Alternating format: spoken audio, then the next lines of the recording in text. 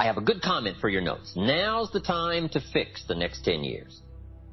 Now, sometimes you have to come to grips with reality and with truth.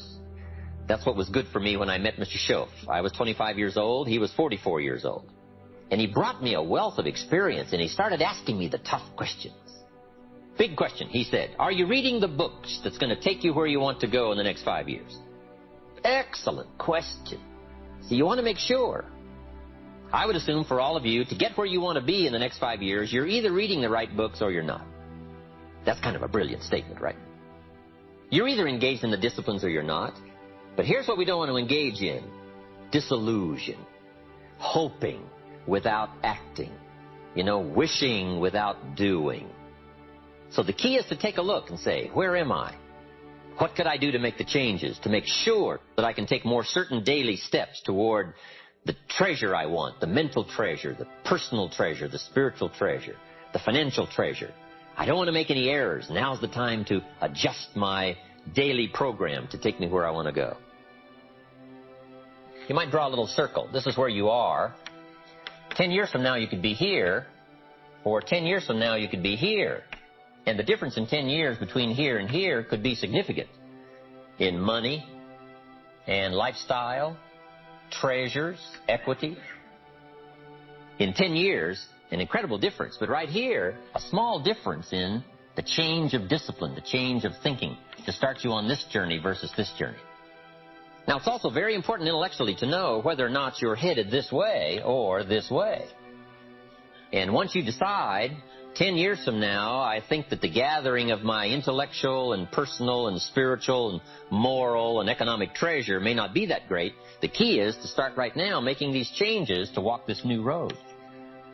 But here's what's exciting to me. Just a few daily disciplines makes a great deal of difference in 1 year, 3 years, 5 years. Just a few daily disciplines. Whether you wind up here or here.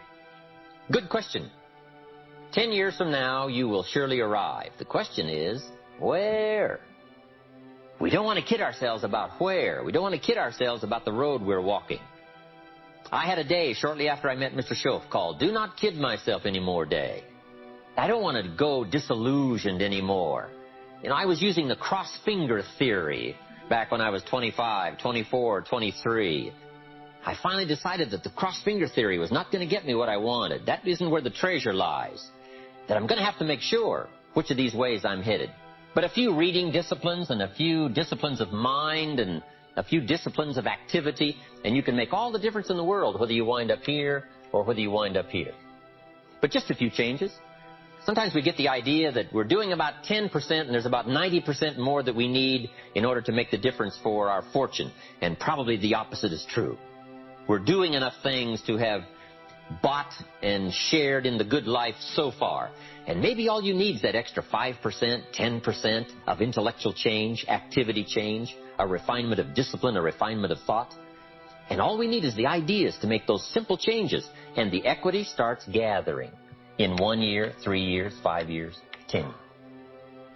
So here's one of the key questions of the evening. Starting tomorrow, what are you going to do that'll make a change in your life's direction? Good question. What are you going to do starting tomorrow that'll make a difference? Now see, if you don't do something starting tomorrow that'll make a difference, guess what? It's going to be the same. And see, that way you can guess what the next 5 years are going to be like. Look at the last 5. Because the next 5 are going to be like the last 5 unless you, major key, tomorrow, change it all. Or change a little, or change something, or don't change. It's choice time. You can do whatever you want. But it's nice to know any day you wish you can change your whole life. What can you do starting tomorrow that'll make a difference? Good question. What can you do with economic chaos, massive disappointment? What can you do with a broken heart? What can you do when it won't work? Good question. If you want your life to change, here's the source of it all. Ideas plus inspiration. Now, ideas are not that far away. Everything you need is within reach. The ideas you need for life change or business change is within reading reach. It's within listening reach. There's probably a library not too far from you. The problem is, right, there's a library there, but most people drive by. Very few drive in. Do you know how many people own a library card in the United States? 3%. And guess how much they cost? Nothing. Wow. But see, it's within reach. Now, the key is, who's going to reach? There's a simple Bible phrase, and I'm an amateur on the Bible, but here's what it says. If you search, you will find. But it's very important to know that finding is reserved for the searchers. We don't find what we need, we find what we search for. Needing is not the prerequisite to getting value. You can't be a needer, you have to be a searcher. But if you'll search, if you'll try, if you'll go, if you'll listen, ideas are within reach. And ideas are life-changing. There's nothing so powerful as an idea whose time has come. A business idea, a social idea, an investment idea, good health idea. All you need is just the refinement of an idea to make an impact on your life. Gather treasure, gather equity, gather wealth. Because it doesn't take much to make a significant difference as the time passes. A good note for you to take. We could all use a little coaching. Listen to someone's experiences and see if it might cause for you a little moment of correction so that you can make some changes that'll add up to some extra worth in the next 1 year, 3 years, 5 years. All kinds of ideas, health ideas, enterprise ideas, living a better life ideas. Now, if you're excited and you're ready to change, find out how things work. The first key to doing better is find out. To change your life, really, you need ideas. There isn't anything an idea can't change. And Schultz taught me the major problem is lack of an idea, not a problem.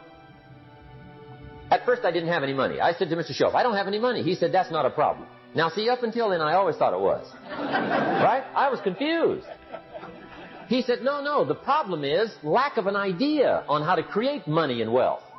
It isn't lack of money, it's lack of ideas. So if you get the ideas, see, you can change anything. Now, to get ideas, you need a constant study of finding out. Now, Schultz also said, when you find out something that works, put the information in your journal. Don't use your head for a filing cabinet. Put it in your journal so that you can do the next best thing. Repetition, repetition, repetition. Go over it.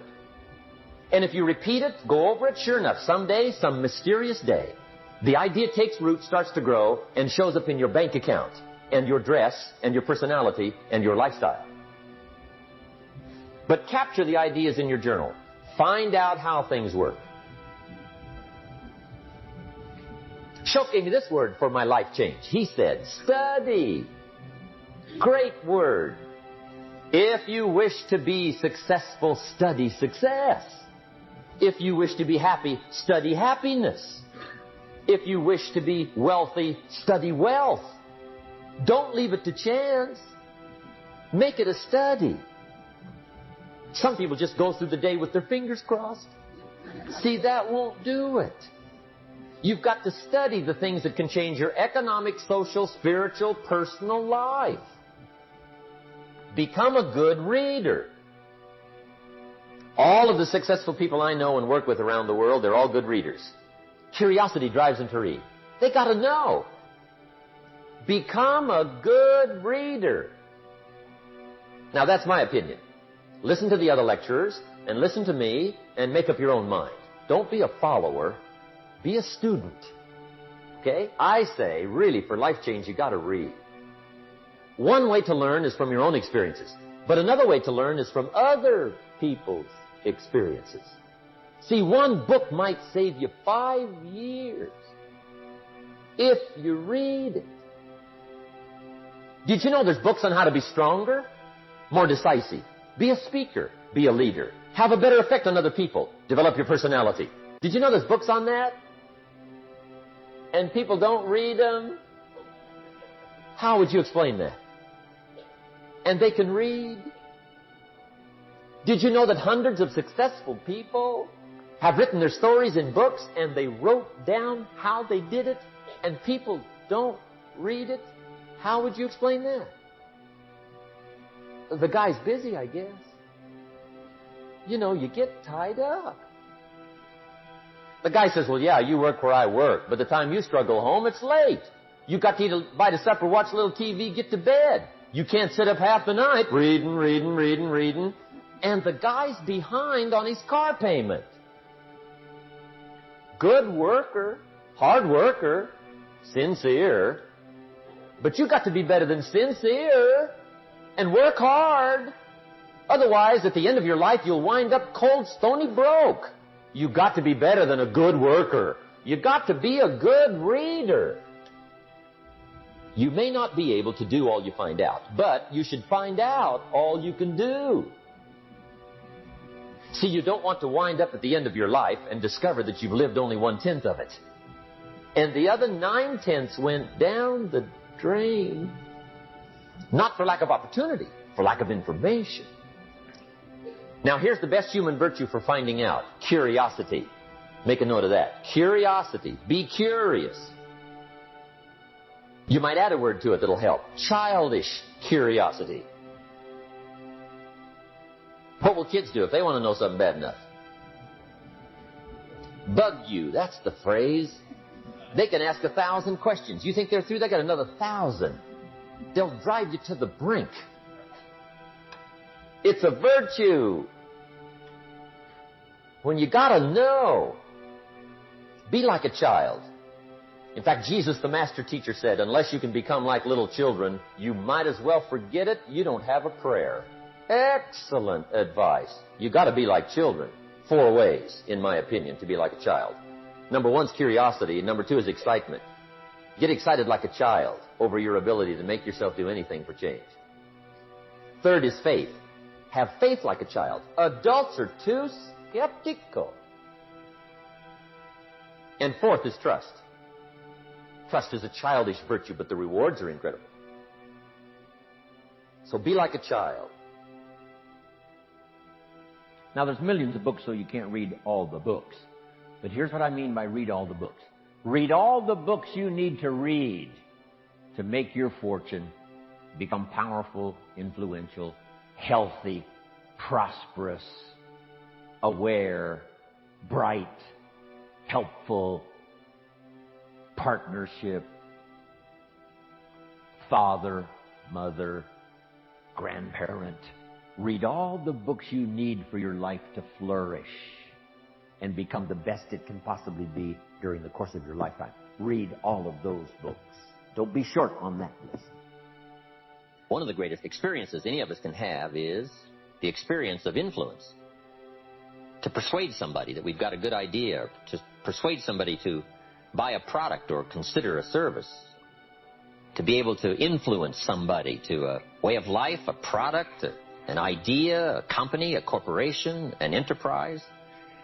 Influence is one of the greatest of life's experiences. The chance to influence somebody else, their thinking, their future, maybe their lives, is a great experience. And all the way from being a manager to an executive to being a parent, we all have in some respects the chance and the opportunity to influence somebody else. Now, the key is to develop the skills to do it. There's one thing in doing it casually, another thing in doing it hazardly, and the other is to do it on purpose by learning the skills. Gathering the skills to help influence people to a way of thinking, to a product, to an idea, to an enterprise, or just to a better life. I think, first of all, to get more, we need to just be thankful for what we already have. But let's be thankful for where we are, because that's how good ideas start to flow. Thanksgiving for what you've already got. Here's what blocks the flow of all good information: cynicism. It's not that difficult to be a practiced cynic. Feeling cynical about circumstances, cynical about place, cynical about opportunities, cynical about people. But if we turn that around, turn cynicism into thanksgiving, now the ideas can flow, information can flow, refinement of ideas can flow. So that's number 1, be thankful. Here's number 2, be eager to learn. No matter what you know, there's always some more. There's nothing like a good, powerful discussion to refine an idea. What we want is ideas that pass the test of the tough questions. And it's good to be around people who can ask the tough questions. Debate has a unique way of refining ideas that can become of value. But here's what I ask you to do. Argue with all this stuff later. Go back over your notes and relive the experience and think about what we've shared with you here. The key is to stimulate the mind, to think thoughts and to think ideas, to open up channels of information. Refinement of intellect is where the future fortune lies. But be eager to learn. And the last comment is, be a good listener, which isn't easy these days. Everybody wants our attention. Radio voices and television voices and advertising voices and political voices and social voices and religious voices and community voices and family voices. And how do you sort through all the voices and give extra time to a voice of substance? It isn't easy. But if you'll practice the art of good listening, no telling what you can find in the way of ideas that can help change your life. The next key word is inspiration. Inspiration is a mystery, why some people are inspired and some are not. Who knows what that mystery is? Emotional vitality. Some people have this incredible zest for life and an appetite for living well and doing well, and others seem to take the ho-hum attitude, let it slide, and hopefully it'll work out anyway. I don't know what the difference of that is. But it is exciting to watch people who are inspired. But I think the key to it all is self-motivation. Personal inspiration, drawing emotional vitality from life and the challenge, going for it. We all admire that. Now, just a personal word. I don't know where I've caught you in this particular lecture series. Maybe this is springtime for you. You've got a new opportunity going and no telling what you're going to make of it, and you're all excited. Maybe some of you, we've caught you in harvest time. Maybe you're celebrating. Maybe this is the summertime for you, when sometimes the going is tough, and the weeds are attacking your garden, and the bugs are after your values. Summertime is an interesting time.